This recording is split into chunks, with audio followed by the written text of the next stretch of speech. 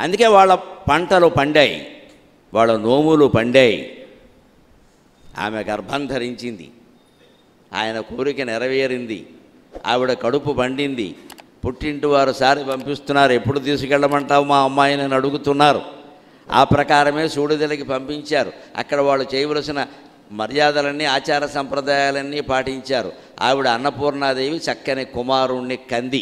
ఆ కుమారుణ్ణి కనడం అనేది ఎలా ఉంటుందో, అసలు కుమారుడంటే ఏమిటో, ఎందుకోసం తల్లిదండ్రులు పిల్లల్ని కనాలో, ఏ ఉద్దేశంతో తల్లిదండ్రులు కంటారో ఆ ఉద్దేశాన్ని పిల్లలు ఎలా నెరవేర్చాలో గొట్టుముక్కల శాస్త్రి గారు ఒక చక్కని శీర్షపద్యంలో చెబుతున్నాడు. మనం ఆనందంగా విని మన సంతానాన్ని ఆ రకంగా తయారు చేసే ప్రయత్నం చేద్దాం.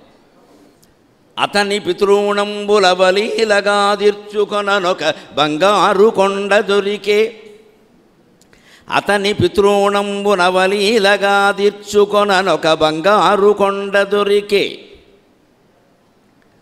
అతని పితృణంబున బలీలగా తీర్చుకొన ఒక బంగారు కొండ దొరికే, అతని పున్నామ దుర్గతి నుండి గడియలో దాటించునొక కర్ణధారి దొరకే, అతని వార్ధకమెల్ల ఆనందమయముగా సవరించునొక చికిత్సకుడు దొరకే, అతని వార్ధకమెల్ల ఆనందమయముగా సవరించునొక చికిత్సకుడు దొరకే, అతని సంపద చేత అర్ధి సత్కారంబు కావించు ఒక అధికారి దొరకే, అతని సంపద చేత అర్ధి సత్కారంబు కావించు ఒక అధికారి దొరకే, అతడు ధన్యులలోకెల్ల అగ్రగణ్య పదవినార్జించి, అతడు ధన్యులలోకెల్ల అగ్రగణ్య పదవినార్జించి, ఇన్నాళ్ల బ్రతుకునందు అనుభవించని ఒక తృప్తిననుభవించి, ఇన్నాళ్ల బ్రతుకునందు అనుభవించని ఒక తృప్తినత అనుభవించే, ఇంక నతనికి వలసినది ఏమి కలదో. ఇందులో అర్థం చెప్పకుండా తెలిసిపోయే విశేషాలు చాలా ఉన్నాయి, అందుకే ద్రాక్షాపాకం అన్నారు. కానీ మరిన్ని లోతైన విశేషాలు తెలుసుకుంటే మన బుర్రకి బాగా పట్టి ఆచరించగలుగుతాం. లేకపోతే పద్యాలు పాడుకుంటూ కూర్చుంటాం. పద్యం బాగా రాశారండి, ఎంతకంటే బాగా రాసిన వాళ్ళు ఉంటారు, ఉపయోగం ఏమిటి? కొడుకు పుట్టడం దేనికి, కూతురు పుట్టడం దేనికి, అసలు సంతానాన్ని కనడం దేనికి? అతని పితృణంబున బలీలగా తీర్చుకొననొక బంగారు కొండ దొరికే. ఏ మనిషికైనా సరే 5 రకాల రుణాలు ఉంటాయి. పుట్టాడు అంటే రుణగ్రస్తుడు. రుణానుబంధ రూపేణ పశుపత్ని సుతాలయా అంటారు. పుట్టిన ప్రతి మనిషి, ఆడ మగ పెద్ద చిన్న తేడా లేకుండా అందరూ రుణగ్రస్తులే. 5 రుణాలు మనం తీర్చుకుని తీరాలి. ఒకటి తల్లిదండ్రుల రుణం, రెండోది దేవతల రుణం, పితృదేవతల రుణం, అదే తల్లిదండ్రుల రుణం. మూడోది మనుష్యుల రుణం, నాలుగోది ఋషి రుణం, ఐదోది మొత్తం సమాజం యొక్క రుణం. ఈ 5 రుణాలు మనం తీర్చుకోవాలి. దేవ, పితృ, ఋషి, మనుష్య, భూత రుణాలు అంటారు. భూత రుణం అంటే మొత్తం సమాజం, అన్ని జీవులు కూడా, సృష్టి అంత. దేవరుణం, పితృరుణం, ఋషి రుణం, మనుష్య రుణం, భూత రుణం అన్నీ తీర్చుకోవాలి. ఈ 5 దేవతల రుణాన్ని ఎలా తీర్చుకోవాలి అంటే యజ్ఞయాగాదులు చేయడం ద్వారా, దేవాలయాలు నిర్మించడం ద్వారా అక్కర్లేదు. దేవాలయానికి వెడితే చాలు, నిర్మించినట్టే. విపరీతంగా కొత్త దేవాలయాలు కట్టడం కాదు కావలసింది, జీర్ణ దేవాలయాల్ని పునరుద్ధరించాలి. ఇప్పుడు చేపట్టవలసిన ప్రక్రియ అది. చాలా పాత దేవాలయాలు, దేవుడు స్వయంగా వెలిసిన దేవాలయాలు మూతబడ్డాయి. మన పేరు మీద మళ్ళీ ఓ గుడి కట్టుకోవడం కాదు, ఆ గుడిని పునరుద్ధరించాలి. దేవాలయం, ఒక్క దేవాలయం ఉంది అంటే 10 పోలీస్ స్టేషన్లు అక్కడి నుంచి వెళ్ళిపోవచ్చు, అన్ని తగాదాలు తగ్గిపోతాయి. దేవాలయం అంటే శాంతి, దేవాలయం అంటే సత్యం, ధర్మం. అలాగే దేవాలయ నిర్వహణ కూడా ఉండాలి. దేవాలయాల్లో వ్యాపారం జరిగితే దేవాలయం కట్టడమే అనవసరం. ఒక దేవాలయం ఉంది అంటే సమీప ప్రాంతంలో పోలీస్ స్టేషన్ ఉండాల్సిన అవసరం రాకూడదు. లేకపోతే దేవాలయం నుంచి మనం ఏం నేర్చుకున్నట్టు ఊరికే వెళ్ళడం, పొద్దున్న వెళ్ళడం, సాయంత్రం వెళ్ళడం, పూజారికి విసుగు, దేవుడికి విసిగే. దాని నుంచి మనం నేర్చుకోవాలి ఖచ్చితంగా. దేవాలయానికి వెడుతున్నామంటే ఇంటి దగ్గర కాగితం రాసుకోవాలి. ఒక 100 కోరికలు మనకు ఉంటాయి. ఓసారి గుళ్ళోకి వెళ్ళొచ్చామంటే ఒక కోరిక కొట్టేయాలి. తీరాక కాదు, తీరకపోయినా సరే మనకు అక్కర్లేదు. లేదా నువ్వు దేవాలయానికి వెళ్ళడం దండగా. దేవాలయానికి వెళ్ళేది కోరికలు తీరడానికి కాదు, కోరికలు లేకుండా చేసుకోవడానికి. మనం సరిగ్గా విపరీతంగా ప్రవర్తిస్తున్నాం. ఏ కోరిక తీరుతుంది, ఏ కోరిక తీరదు. అందుకోసమే దేవాలయానికి వెళ్ళాలి. అసలు కోరికలు లేకుండా చేసుకోవడానికి వెళ్ళాలి. లోపల ఉన్న అమ్మవారికి ఏ కోరిక తీరింది, ఇక్కడ త్యాగరాజస్వామికి ఏ కోరిక తీరింది, రామనామం పాడుకుంటూ జీవితం అంతా గడిపేశాడు. ఆయనకు దండం పెట్టుకున్నాక మాకేమో భోగరాజు కావాలంటే త్యాగరాజుకు దండం పెట్టి భోగరాజు అడుగుతావా? బుద్ధి ఉందా నీకు? ఆయనేమో జీవితాంతం రామనామం పాడుకుంటూ అక్కడేమో గోచిపెట్టు కూర్చున్నాడా? మనమేమో ఆయనకు పట్టుబట్టలు కట్టేసి టోపీ పెట్టేసి దండలు వేసేసి మాకు పిల్లలు కలిగేలా చేయి. త్యాగరాజుకు ఉన్నారో లేదో నీకు తెలుసా? నీకెందుకు పిల్లలు ఎక్కడ? నీకు పిల్లలు పుడితే భోగరాజులు అవుతారు, ఆయన త్యాగరాజు. ఎందుకు అడుగుతున్నావు అసలు? ఇప్పుడు మనకి పిల్లలు కలగకపోతే నష్టమేంటి? పిల్లలు ఎందుకు కలగాలి అంటే విశ్వనాథ దత్తుకు ఎందుకు కలగాలని అనుకున్నాడో, కలిగితే సంతోషించాడు ఆయన. కలగాలని ఊరికే చెట్టు పుట్ట తిరుగుతూ కూర్చోాల. వాళ్ళ ప్రధాన కర్తవ్యం ఏంటంటే ఇంట్లో వాళ్ళ ఐశ్వర్యవంతులు, పుట్టుకతోనే ఐశ్వర్యవంతులు, తాతతండ్రుల సంపదలు కొన్ని ఉన్నాయి. దాన్ని అంతటినీ వాళ్ళ అతిథులు ఎవరు వచ్చినా సరే మధురాపురంలో విశ్వనాథ దత్తింటికే భోజనానికి వచ్చేవారు. అతిథుల కోసం ప్రత్యేకంగా గదులు ఉండేవి, 2-3 గదులు. వాళ్ళకి అన్ని ఏర్పాట్లు చేసి 2 పూట్ల భోజనం పెట్టి పంపించేవారు. ఎన్నాళ్ళున్నా అడిగేవారు కాదు. అతిథి సంతర్పణ. దాంట్లో కొంత ఆస్తి కరిగిపోతుంది, అది కూడా వాళ్ళు పట్టించుకోలేదు. వాళ్ళు సంతానాన్ని ఎందుకు కోరుకున్నారు అంటే తాను చేసేటువంటి అతిథి సత్కారం కొనసాగించాలి కదా. తర్వాత విశ్వనాథ దత్తు గారు పోయాడు, ఆ కుటుంబంలో ఎవరూ లేరు, ఈ ఊళ్ళో అన్నం పెట్టేవాళ్ళు లేరని అనుకోవద్దు కదా. అందుకంటే కొడుకు పుడితే ఆయన అనుకున్నట్ట, అతని సంపద చేత అర్ధి సత్కారంబుగా వించునొక అధికారి దొరకే. నా సంపదతో అర్ధులకి సత్కారం చేసేటువంటి వారసుడు దొరికాడు కదా అని అనుకున్నట్ట. అందుకని నా తర్వాత మొత్తం నేను దొంగతనంగా సంపాదించిన ఆస్తులన్నీ కాపాడడానికి మా వాడు ఉన్నాడు కదా, నా తర్వాత టికెట్ వాడికే కదా అని ఆలోచించలేదు ఇక్కడ. ఇప్పుడు అలా ఆలోచించబట్టే మొత్తం ప్రపంచం తగలబడింది. కొడుకు ఎందుకు టికెట్టు, కొడుకుని ఎందుకు వారసుడు అనడం. పార్టీలో చాలా సీనియర్లు ఉన్న కొడుకుని ఎందుకు వారసుడు అంటారండి? ఇప్పుడు చేసిన పాపాలన్నీ వాడైతే కప్పెడతాడు, ఇంకోడైతే బయటెడతాడు. ప్రమాదం ఇది. ఈ స్వార్థం ప్రవేశించబట్టే సర్వనాశనమైంది. ఆ స్వార్థం పోవడానికే ప్రవచనాలు. అందుకని ఆయన ఎందుకు కొడుకును కోరుకున్నాడో కూతురును అంటే నా పద్ధతి కొనసాగిస్తారు కదా, లేకపోతే అయిపోతుంది. వచ్చిన వాళ్ళు ఏమనుకున్నా ఆయన ఉన్నప్పుడు అన్నీ జరిగేవండి, ఏం లేదు అనుకుంటారు కదా. అలా అనుకోకుండా ఉండాలి కదా. దాంతోపాటు పితృణం, మనం పితృదేవత రుణం తీర్చుకోవాలి అంటే వాళ్ళు ఏ జన్మెత్తారో మనకి తెలియదు, జన్మ ఎత్తలేదో తెలియదు, నరకంలో ఉన్నారో స్వర్గంలో ఉన్నారో తెలియదు, ఊరికే మధ్యలో ఉన్నారో మనకేం తెలియదు. కానీ శాస్త్రాలు స్పష్టంగా ఏం చెబుతున్నాయంటే పితృకార్యం చేసి తీరాలి. మనం శుభకార్యాలు ఏ వ్రతమో నోమో తిరుపతి మొక్కో తీర్చినా తీర్చకపోయినా దేవుళ్ళకి కోపం రాదు. దేవుడు కోపపడతాడు అంటే అంతకంటే పనికిమాలిన మాట ఇంకోటి లేదు అసలు. దేవుడు అంటే దయామయుడు. మొక్కు తీర్చినంత మాత్రాన్ని నిన్ను ఏ దేవుడు శిక్షించడు. అనవసర భయాలు పెరిగిపోయి బాధపడుతున్నారు ఇక్కడ.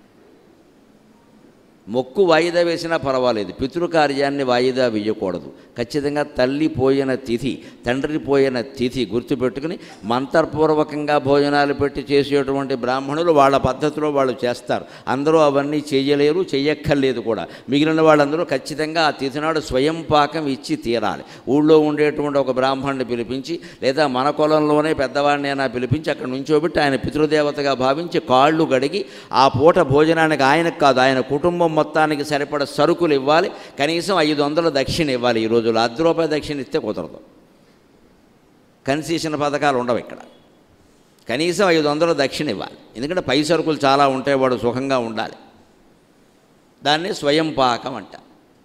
ఆ స్వయం పాకమైనా చెయ్యాలి. ఇంత సంపద మనకి ఇచ్చిన వాళ్ళకి, అసలు ఉద్ధరింపబడే మానవ జన్మ ఇచ్చిన వాళ్ళ కోసం ఆ మాత్రం చెయ్యలేమా? ఏడాదికి ఒక్కరోజు మనం ఆ పితృణం తీర్చుకోవాలంటే మన తర్వాత కూడా అది కొనసాగాలి. ఎందుకంటే తద్దినంలో ఎప్పుడు 3 పిండాలు పెడతారు వరుసగా. తండ్రికి, తండ్రికి, అతని తండ్రికి, అలాగే తల్లికి, తల్లి అత్తగారికి, ఆవిడ అత్తగారికి పెడతారు. తల్లికి ఆవిడ తల్లికి కాదు, అది వాళ్ళు పుట్టింటే వాళ్ళు పెట్టుకుంటారు, వీళ్ళకి అనవసరం. తల్లికి, ఆవిడ అత్తగారికి, మళ్ళీ ఆవిడ అత్తగారికి. కనీసం మనం చేయవలసింది ఏమిటి అంటే ఈ 3 పేర్లు గుర్తుపెట్టుకోవాలి. తద్దినాల్లో అదే సమస్య అందరికీ. తండ్రి గుర్తుంటాడు, తాత గుర్తుండడం కొంచెం అనుమానం. ముత్తాత గుర్తుండాలి. మరి తండ్రి తర్వాత తాత, తాత తర్వాత ముత్తాత గుర్తుండాలి. మనకంటే 4వ తరం గుర్తుపెట్టుకోవాలి. వాళ్ళైనా గుర్తుంటారు, కానీ తల్లి అత్తగారు ఎవరో గుర్తుండడం కష్టం. ఆవిడ అత్తగారు గుర్తుండడం మరీ కష్టం. మాకైతే ఆబ్దికాల్లో ఏం చేస్తారంటే, బాబు పేరు ఏమిటని అడుగుతారు. వీడు వెర్రమొహం వేసాడుకో, యజ్ఞమప్పదాయనం, యజ్ఞమప్ప, దేశమంతా యజ్ఞమప్పే. ఎందుకంటే వీడు మొత్తావ పేరు వీడు గుర్తులేదు. మరి ఏం గుర్తున్నాయి? ఇక్కడ సినిమా యాక్టర్ల పేర్లన్నీ గుర్తుంటాయి వేదవకి.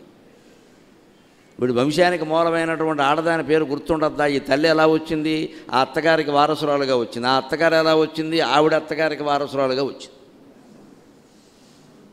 మరి ఆ 3 పేర్లు గుర్తుపెట్టుకోకపోతే ఎలాగంటే తెలుసుకోవాలి. అందుకే మన వంశంలో పెళ్ళిళ్ళలో ఎప్పుడు ప్రవర చెప్పిస్తారు ఖచ్చితంగా. ఫలానాయన కుమార్తె, ఫలానాయన మనవరాలు, ఫలానాయన ముని మనవరాలు, 3 చెప్పిస్తారు ఇక్కడ.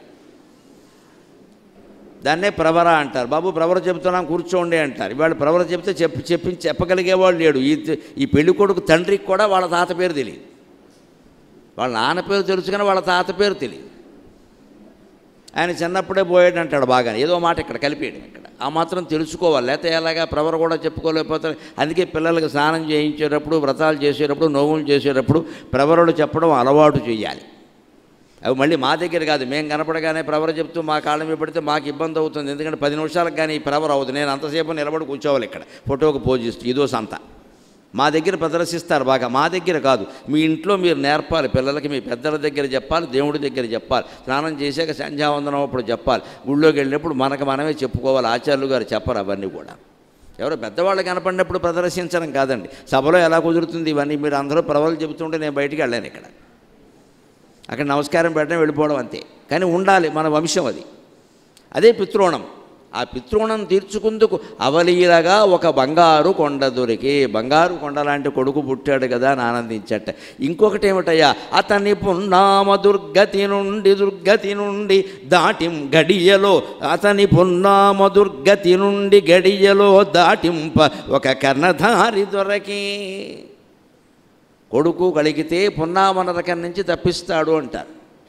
నేను ఎక్కడో అవధానం చేస్తుంటే అడిగారు, నిజంగా తప్పిస్తాడండి? మంచివాడైనా చెడ్డవాడైనా తప్పిస్తాడా అన్నారు. తప్పిస్తాడయ్యా, అనుమానం ఎలా? మంచివాడైనా చెడ్డవాడైనా కొడుకంటూ కలిగితే పున్నామ నరకం అనుభవించాల్సిన అవసరం ఉండదు. ఎందుకంటే మంచివాడైతే ఇక్కడ సుఖంగానే గడిచిపోతుంది. మనవాడు చూసుకుంటాడు కదా, సుఖంగా గడిచిపోతుంది.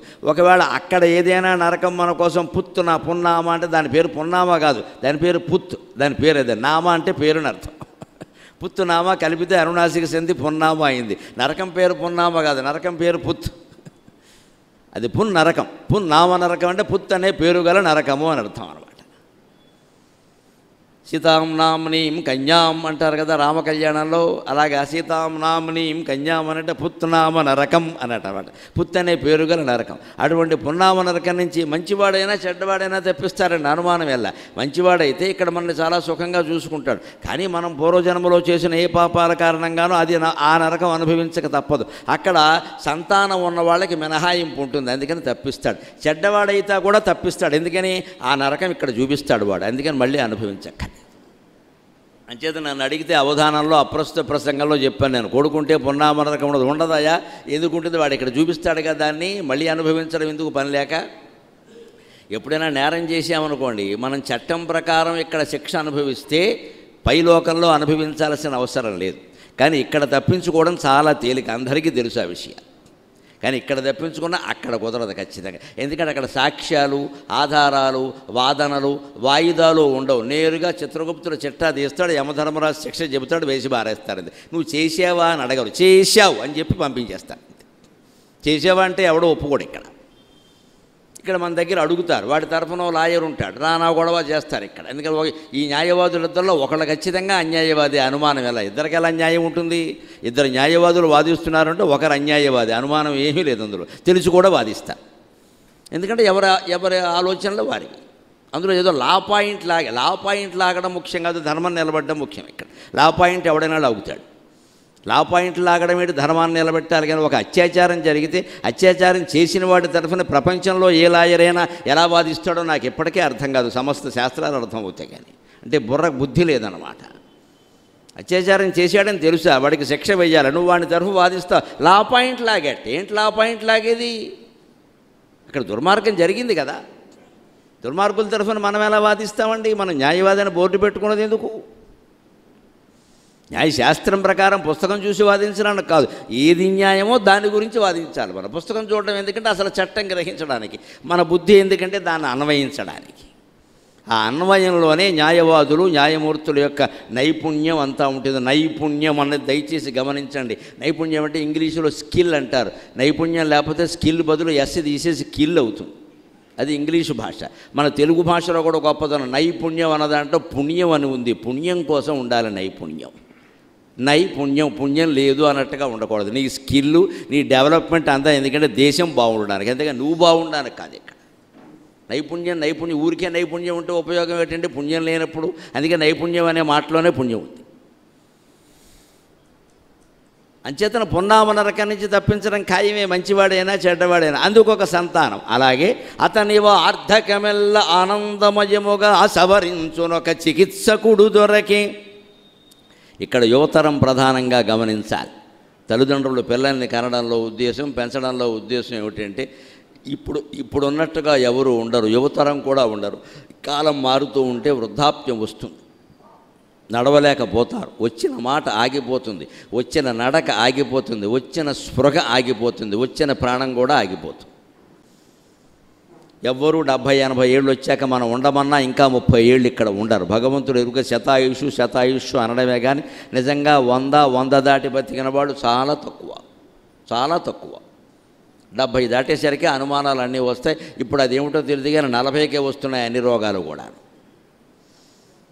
ఇంకా పూర్వకాలం వాళ్ళు బతుకుతున్నారు కానీ కొత్త వాళ్ళు ఎవరూ బతకట్లా. అంతంత ఆయుర్దాయాలు ఎవరికీ లేవు. పోనీ ఇప్పుడు ఆలోచించవలసిన విధానం ఏమిటంటే యువతరం ఎవరైనా కాస్త తల్లిదండ్రులను చూడడమో ముసలాళ్ళు అవ్వడంలో ఇబ్బంది ఉన్నా వాళ్ళు 80 ఏళ్ళు బతికాలి. ఇంకెన్నాళ్ళు ఉంటారు? ఆ బతికే 5 ఏళ్ళు 10 ఏళ్ళు 15 ఏళ్ళు ప్రశాంతంగా వెళ్ళనీయచ్చు కదా వార్ధకాన్ని. వాలిపోయిన పండ్లు రాలిపోకుండగా, సోలిపోయిన పండ్లు రాలిపోకుండగా, మిగల ముగ్గిన పండ్ల మేలుగనుడు అని సంసారం గురించి ఎక్కడో అవధానంలో పద్యం చెప్పాను నేను. సంసారంలో ఉన్న దంపతులు ఎలా ఉండాలి అంటే, వృద్ధులంటే ఎవరండి? సోలిపోయిన పళ్ళు అంటే కొంచెం మాగాయి, అవి రాలిపోతాయి, ఇవాళ కాస్తే రేపు రాలిపోతాయి.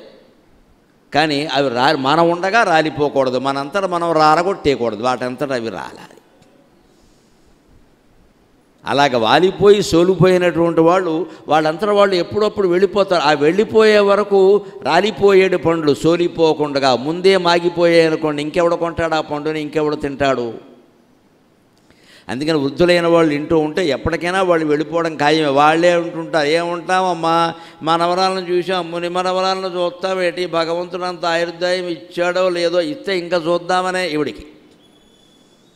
ఈ చూడ్డానికి కాంక్ష అర్థం ఉండదు. అందుకే అటువంటి మాటలు మాట్లాడినప్పుడు ఎప్పుడు యువతరం ఇంట్లో ఎలా ఉండాలని, తప్పకుండా చూడాలి అమ్మమ్మ, నువ్వు ఉండాలి, ఆ ముని మనవరాలు బారసాలు జరగాలి, నువ్వే పేరు పెట్టాలంటే వాళ్ళకి అంత మాట అన్నావు అంతే చాలే అంటారు. ఈ మాట అనలేమా? మాట అంటే ఏమైనా 100 రూపాయలు అడుగుతారు ఎవరైనా?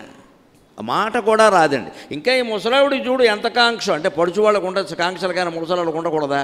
వాళ్ళు ఏం కోరారు? నేను సినిమాకి తీసుకెళ్ళమని కూడా అడగలేదు, ఏదో ఇంకొంతకాలం సుఖంగా ఉంటే చాలు అన్నారు, అంతే. అది కూడా తప్పే. ఆ మాత్రం కోరికలు ఉండవా? ఆ కోరికలు వాళ్ళకు ఉండేలాగే యువతరం చూడాలి. ముసలాళ్ళు ఎలా ఉండాలంటే ఎవరికి చెప్పాల్సిన మాటలు వాళ్ళకే చెప్పాలి కదా. వదిలిపోతే చాలు, ఎందుకు వచ్చిన గొడవ, భగవంతుడా నేను సిద్ధంగా ఉన్నాను, నీదే ఆలస్యం అని దండం పెట్టుకోవాలి. 65 ఏళ్ళు దాటాయంటే ఎప్పుడు పడుకునేటప్పుడు ఒకటే దండం నేను పెట్టి మీకు చెబుతున్నా. తెల్లార అమ్మవారికి నమస్కారం, తెల్లారు లేపితే నీకు నమస్కారం, లేకపోతే ఇదే చివరి నమస్కారం, గుడ్ బై, ఒకటే మాట అయిపోయింది అంతే. తెల్లారు లేవాలి, అది చెయ్యాలి, ఇచ్చే ఉంటే కదా చేసేది. ఉంటామనే మనం ఉందా అక్కడ? 20 ఏళ్ల వాళ్ళకి ఈ మాటలు చెప్పకూడదు, 40 ఏళ్ల వాళ్ళకి చెప్పకూడదు, కానీ 65 దాటేయంటే చెప్పాలండి, ఖచ్చితంగా చెయ్యాలి. రోజు ఇదే నమస్కారం, పొద్దున్నే లేపితే నమస్కారం, లేకపోతే ఇదే నమస్కారం, సెలవు అంటే ఐఎమ్ రెడీ, నీదే ఆలస్యం. ఇంకా బంధాలు బరువులు బాధ్యతలు ఉంటూనే ఉంటాయి, తర్వాత వాళ్ళు చూసుకుంటారు.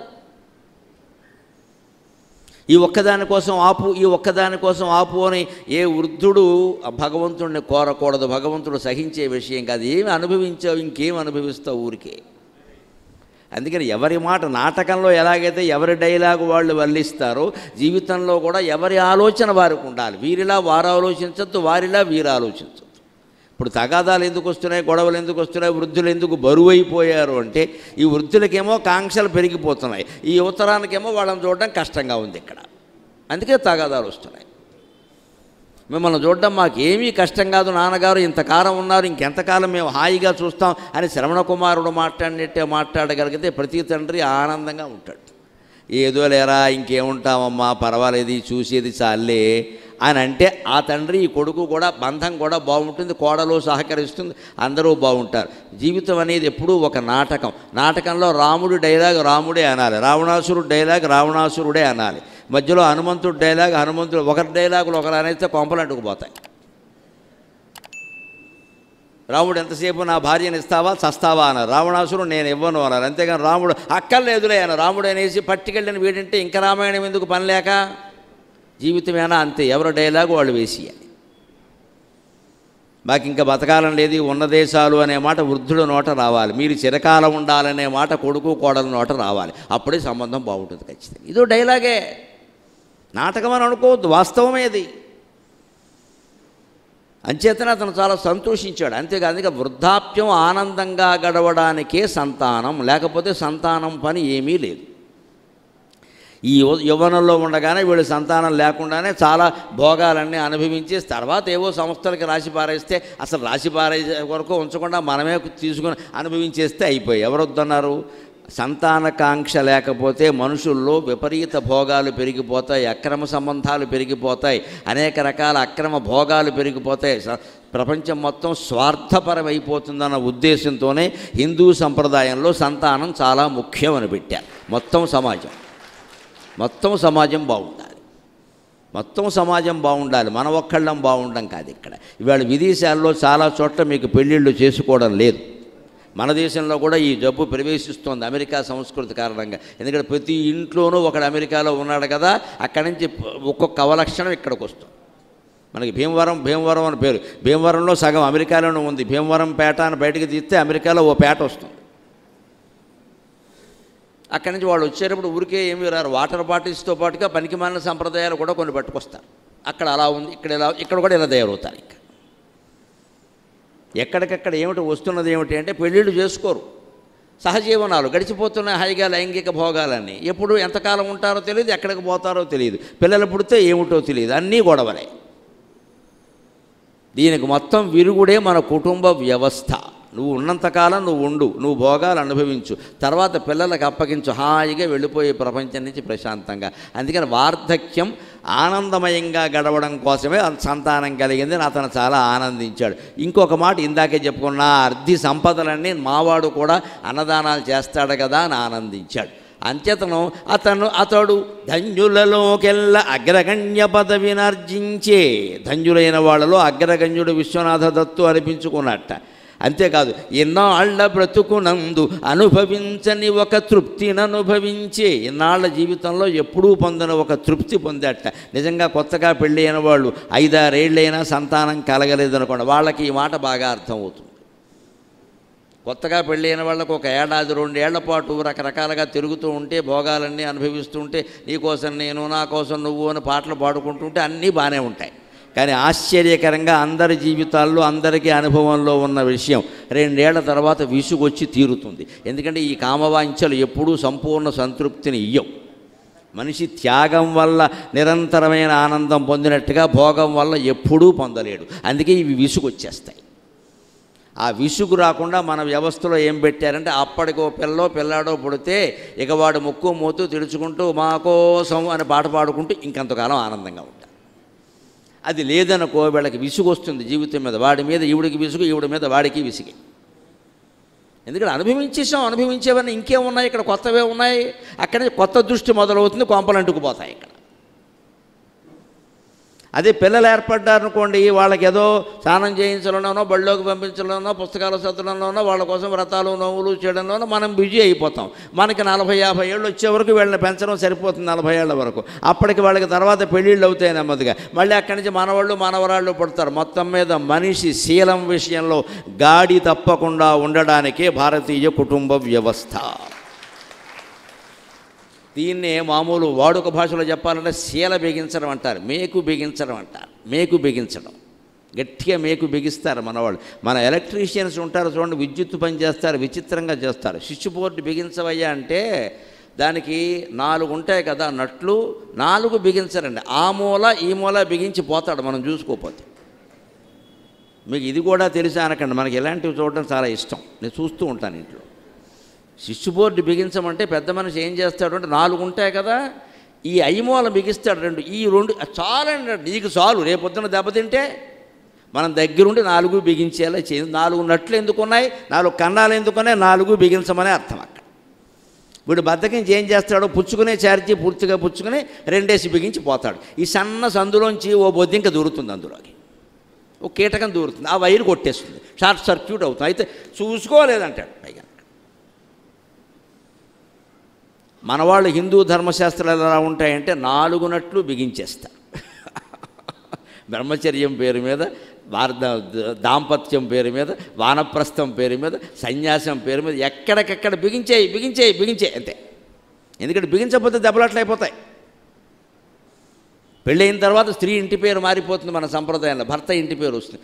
ఎందుకు మారాలే, మా ఇంటి పేరు ఉండకూడదా అంటే ఉంచుకోమ్మ అభ్యంతరాలు. అప్పుడు పిల్లాడికి ఏం పేరు పెట్టాలి, అక్కడ గొడవ. స్కూల్లో వాడిని ఏం చేయాలి, గొట్టు మొక్కల ప్లస్ రొట్టె మొక్కల అని రాసి వాడి పేరు రాయాలి. గొట్టె మొక్కలు ఒకింటి పేరు, రొట్టె మొక్కలు ఒకింటి పేరు, వాడి పేరు మళ్ళీ వెంకట లక్ష్మీ బసవనారసింహ అని ఇంత పొరుగు పెట్టారు. చచ్చిపోతాడు రిజిస్టర్లో రాయలేక.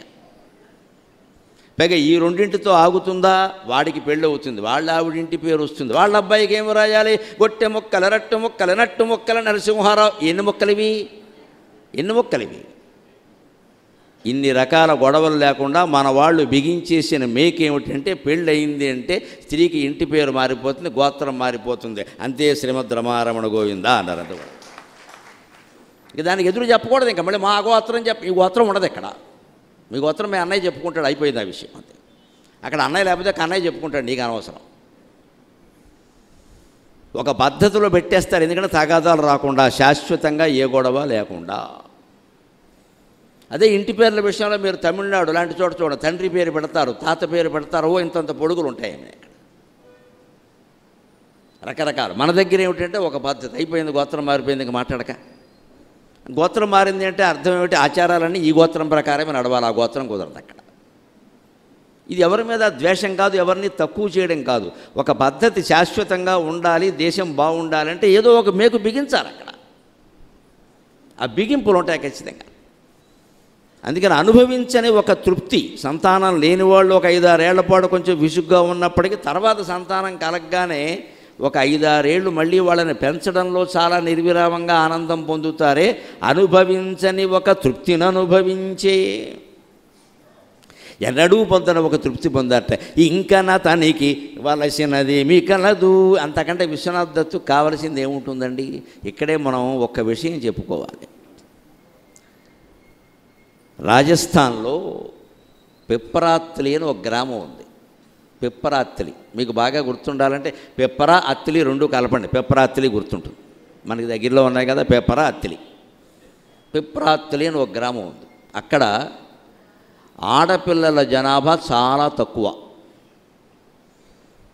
1000 మంది మగవాళ్ళు ఉంటే 800 మంది కూడా ఆడపిల్లలు లేరు. ఎవరికి పెళ్ళిళ్ళు అవ్వట్లేదు. మగపిల్లలకు ఆడపిల్లలు దొరకట్లా. మన దేశంలో కొన్ని రాష్ట్రాల్లో పరిస్థితి శృతి మించింది. మొన్న ఎన్నికల్లో, పార్లమెంటు ఎన్నికల్లో ఒక విచిత్రమైన వార్త పేపర్లో వచ్చింది. హర్యానాలో ఓటు వేయమని అడగడం కోసం రకరకాల పార్టీల వాళ్ళ ఇళ్ల చుట్టూ తిరిగితే ఆ ఇంట్లో ఉన్న బ్రహ్మచారులు కోరిన కోరిక ఏంటంటే నాకు పెళ్లి చేస్తే ఓటేస్తా అన్నాడు.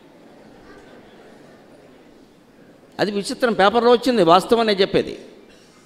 హర్యానాలో పెళ్లి కొడుకులు డిమాండ్, నాకు అమ్మాయిని చూడండి నేను ఓటేస్తా. వీడు ఓటు కోసం వాడు అమ్మాయిని చూడాలి. విచిత్రం. ఓట్లకు ఆశపడి మేము సంబంధాలు చూసి పెళ్ళిళ్ళు చేస్తామన్న నాయకులు కూడా ఉన్నారు. వీడు గొడవ వీడిది, వాడు గొడవ వాడిది, ఎవడు పిచ్చివాడికి ఆనందం. హర్యానా, ఒక్క హర్యానా కాదు, పంజాబ్, చండీగఢ్, బీహార్, యూపీ ఇవే పరిస్థితి. ఆడపిల్లల కొరత.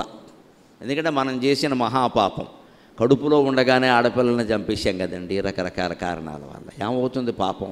ఎక్కడికి పోతుంది? మనం ఊరుకున్న అమ్మవారు ఊరుకుంటుందా? ఆవిడ ఆడదే కదా. అందుకే ఒక కవయిత్రి ఎక్కడో రాస్తే చదివాను నేను, నాటి మగవాడే నయం మమ్మల్ని గడప దాటనివ్వలేదు, నేటి మగవాడు గర్భం దాటనివ్వడం లేదని రాసింది ఆవిడ. అప్పట్లో మగవాళ్ళు ఎవరో బయటికి వెళ్ళనివ్వలేదు, బయటికి పోని వాడే నయం గడప దాటనివ్వలేదు, వీడు గర్భం కూడా దాటనివ్వట్లేదు. కడుపులో ఉన్నది ఆడపిల్ల అని తెలియగానే మొత్తం అత్తారింటి వాడు గొడవెట్టేస్తున్నారు. ఇక్కడ ఏమైంది? ఆడపిల్ల అయితే మనం ఓ పక్క అమ్మవారిని ఆరాధిస్తున్నాం, ఇక్కడ మనకు ఆడపిల్ల పుట్టడానికి వీల్లేదు. లక్ష్మీదేవి, సరస్వతీదేవి, లలితాదేవి, వాసవీదేవి అందరూ స్త్రీలే కదండి. మన ఆలోచనలో మార్పు రావాలి. ఆడ మగ తేడా లేకుండా ఉండడమే భారతీయ జీవన విధానం. ఎవరైనా ఒకటే. మన సంస్కృతిలో ఆడపిల్ల పుడితే లక్ష్మీదేవి పుట్టినట్టు లెక్క, పండగ చెయ్యాలి. పైగా మొదటెప్పుడు ఆడపిల్లే పుట్టాలి అని సమస్త శాస్త్రాల్లో చెప్పారు. మొదట మగపిల్లాడ పుట్టకూడదు, ఆడపిల్లే పుట్టాలి. ఇంటికి పెద్ద ఎప్పుడు ఆడపిల్లే. కొంచెం అంత కూతురు ఉంటే మంచం దిగే పని లేదని సామెత. కొంచెం అంత కూతురు ఉంటే మంచం దిగే పని లేదుట. ముందు ఆడపిల్ల పుట్టిందనుకోండి, ఈ తల్లికి కాస్త 40 ఏళ్ళు దాటి మోకాళ్ళ నొప్పులు మొదలయ్యేసరికి ఆ పిల్లకి 20 ఏళ్ళు వయసు వస్తుంది కదా, ఇంటి పని అంతా చేస్తుంది. ఈ మగాడు ఉంటే ఉపయోగం ఏంటంటే చుట్టకాలు చుట్టూ కూర్చుంటాడు వీడు బయట. వీడి వల్ల ఉపయోగం ఏంటి? ఇక్కడ ఊళ్ళోకి వెళ్ళి తగాదాలు తెస్తాడు. అదే ఆడపిల్ల ఉంటే 10 మనిషి రాకపోతే వెంటనే తోడొస్తుంది అమ్మకి, అమ్మ నేను ఉన్నానని. అందుకని కొంచెం అంత కూతురుంటే మంచం దిగే పని లేదన్నారు సామెత. అందుకని ఎవరి ప్రాధాన్యం వారిది. ఆ పిప్రాత్రిలో ఇంతకీ ఆ సర్పంచ్ ఆ సమస్యను పరిష్కరించాడండి. ఆడపిల్లల సమస్య కాదు, అక్కడ ఇంకో సమస్య ఉంది. 5-6 ఏళ్లుగా వానలు కురవడం లేదు, కరువు తాండవిస్తోంది. ఎందుకో తెలుసా? ఆ గ్రామం చుట్టూ కొండలు ఉన్నాయి. ఇంకా మన నాయకుల దృష్టి వాటి మీద పడింది. ఆ కొండలన్నీ తవ్వేశారు. ఎందుకంటే అక్కడ గ్రానైట్ రాయి ఉంది. ఆ కొండల్లో రకరకాల మార్బుల్స్ అన్నీ ఉన్నాయి కొండలో. ఆ మార్బుల్స్ కోసం, గ్రానైట్ కోసం ఆ రాజస్థాన్లో పిప్రాత్లి అనే నగరం, పట్టణం, గ్రామం చుట్టూ ఉండే కొండలన్నీ తవ్వేశారు. మొత్తం కొండలు తవ్వేస్తే ప్రమాదం ఏమిటో తెలుసా? మేఘాలను కొండలు ఆపుతాయి, ఆపబట్టే మేఘాలు వర్షాన్ని కురిపిస్తాయి. కొండలు లేకపోతే మేఘాలను ఆపేవేం లేవు, అప్పుడు వర్షాలు కురవవు. వర్షాలు కురవకపోతే పంటలు పండవు, పంటలు పండకపోతే మనకు అన్నం లేదు ఇక్కడ. అంచేత కొండ కంటే కొండే, అది ఎలా ఉందో అలాగే ఉండాలి. మన దేవతలందరూ కొండల మీద వెలుస్తారు, కనీసం ఆ కొండ అయినా తవ్వేయకుండా ఉంటారని. అది కూడా లేదనుకోండి, తిరుపతి కొండ, అన్నవరం కొండ, సింహాచలం కొండ కూడా మిగతా మన కింద నుంచి తవ్వేస్తారు. ఇక్కడ కనీసం దేవుడు కొండ కదా అని ఆపుతారు కదా, దేవుడు కొండ కదా అని ఆపుతారు కదా. మన దేవతలందరూ కొండ మీద వెలుస్తారు. కొండలను అలా అట్టిపెట్టిండ్రా బాబు, మేము ఉండాలి ఇక్కడ, మా జోలికి రాకండి.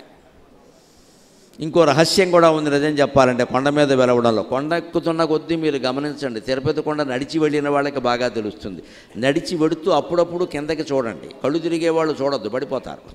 మామూలుగా చూడండి. కొండ మించి చూస్తే కింద నదులన్నీ ఊరికే నారపోగుల్లా కనపడతాయి, దారులన్నీ దారాల్లా కనపడతాయి, భవనాలన్నీ ఏదో ఎటకల్లా కనపడతాయి. అన్నీ చిన్నవిగా సూక్ష్మంగా కనపడతాయి. అంటే కొండ ఎక్కి దేవుడికి దగ్గర అవుతున్న కొద్దీ ఈ లోకమంతా చిన్నదిగా నీకు కనపడుతోంది. అదే ఉద్దేశం, అదే ఉద్దేశం. జీవితానికి పరమార్థం అదే. బతుకు గడుస్తున్న కొద్దీ, ఆధ్యాత్మికత పెరుగుతున్న కొద్దీ లోకం మనకి చాలా క్షుద్రమైంది, అల్పమైంది, చిన్నదిగా కనపడాలి. అదే మనం కిందికి దిగామనుకోండి, ఏకరం పొలం, ఏకరం చెరువు అంటాడు ఇక్కడ కాలు ఊపేసి. ఇక్కడ కొండ మీద చూసామనుకో, ఎకరం ఎక్కడా వేళ్ళు, అంతే. అది అలాగే దేవుడికి దగ్గరవుతున్న కొద్దీ లౌకిక భోగాలు, లౌకికమైన అవసరాలు సూక్ష్మంగా చిన్నవిగా కనపడతాయి. అప్పుడు మన దృష్టి వాటి మీద ఉండదు. అందుకే దేవుడు కొండ మీద వెళుతాడు. అయితే భీమవరం జంక్షన్లో వెళితే మంచిదే, అట్టిపల్లి ఇచ్చేవాళ్ళు ఎక్కువ ఉంటారు, రోజును దర్శనాలు కూడా ఎక్కువ ఉంటాయి. అలా వెలవడు, కొండ మీదే వెలుస్తాడు. మెట్లు ఎక్కడానికి కష్టపడాలి, గర్భగుడిలోకి వెళ్ళడానికి కష్టపడాలి. అంత కష్టపడితేనే దైవ దర్శనం గుడిలోనైనా గుండెల్లోనైనా అవుతుంది అని చెప్పడమే ఉద్దేశం. అందుకే మన దేవుడు కొండల్లో. హిందూ ధర్మంలో ప్రతిదీ లాజికల్, తార్కికం, ప్రాక్టికల్, వాస్తవం. ఇక్కడ గుడ్డి నమ్మకాలకు అవకాశమే లేదు. మనకు అర్థం కాక అది గుడ్డి నమ్మకం అంటారు. ఒక వెలవడంలోనే ఇంత ఉద్దేశం ఉంది ప్రత్యేకంగా. ఆ కొండలను అట్టిపెట్టుకోవాలి. అక్కడ పిప్రాత్రి గ్రామం చుట్టూ ఉండే కొండలు తవ్వేశారు. దానివల్ల మేఘాలు ఆపే అవకాశం లేక వర్షాలు ఆగిపోయాయి. 5-6 ఏళ్ల పాటు వర్షాలు కురవకపోతే కరువు వచ్చేసింది. అందుకని ఆ సర్పంచ్ ఏం చేశాడంటే తెలివిగా ఆయన కూడా 17 ఏళ్ల కూతురు కరువు కారణంగా చనిపోయిందండి. అన్నం పెట్టలేని పరిస్థితి వచ్చింది. ఆయన బిడ్డలు చనిపోయారండి. అదృష్టం బాగుండి ఇంకా ఆయనైనా బతికాడంతే. ఇది తట్టుకోలేక ఆయన ఏం చేశాడు అంటే, ఆడపిల్లని కన్న వెంటనే 111 మొక్కలు నాటండి 2 రకాలు పెట్టేశాడు గొడవలు. అక్కడ సర్పంచ్ రూలు పెట్టాడు గ్రామంలో. ఆడపిల్లని కన్న వాళ్ళందరూ 111 మొక్కలు నాటాలి. అది పండగగా చేసుకోవాలి. నేనే వస్తాను మీ ఇళ్ళకి, పండగగా చేసుకోండి, అది శాపం కాదు అంటే మొత్తం మీద ముందు వినలేదు, తర్వాత విన్నారు. అందరూ 111 మొక్కలు నాటడం మొదలుపెట్టారు. 3 సంవత్సరాల్లో అక్కడ అద్భుతమైన వానలు కురిసి పంటలు పండేయండి. ప్రతి ఇంట్లో లక్ష్మీదేవి తాండవం చేస్తోంది ఆడపిల్ల రూపంలో. మనుషుల మనస్సులు మార్చవచ్చు, మనుషులు మారడానికి సిద్ధంగా ఉన్నారు. చెప్పేవాడు ఖచ్చితంగా చెప్పాలి. అంతే తేడా, అంతే తేడా. ఏం మొహమాటాలు పనికిరావు ఇక్కడ. ఎదుటివాడికి నచ్చడం మనకి ముఖ్యం కాదు, లోకం బాగుపడడమే ముఖ్యం. అంతే. ఇక్కడ నచ్చేవాడు వింటాడు, లేనివాడు లేదు. ఖచ్చితంగా చెప్పాలి, ఇది ఉన్నది ఇది. ఆయన చేశాడు. ఒక సర్పంచ్ రాజస్థాన్ రాష్ట్రంలో పిప్రాత్లి గ్రామంలో చేసినటువంటి సర్పంచ్ చేసింది అని మన ఇంట్లో మనం చేయలేమా? మన రాజ్యంలో మనం చేయలేమా? మన వరకు మనం చేయలేమా? అంచేది ఇక ముందు ఇక్కడ భీమవరంలో ఎవరికి ఆడపిల్ల పుట్టినా సరే, మా ఊళ్ళమ్మే మీ ఇంట్లో పుట్టింది అని పండగ చేయండి అమ్మా. బ్రహ్మాండమైన పండగ చేయండి, బ్రహ్మాండమైన పండగ చేయండి. అప్పుడు వాళ్ళ విలువ పెరుగుతుంది ఖచ్చితంగా. అందుకే ఇక్కడ ఆడ మగ తేడా చూడడానికి వీలు లేదండి.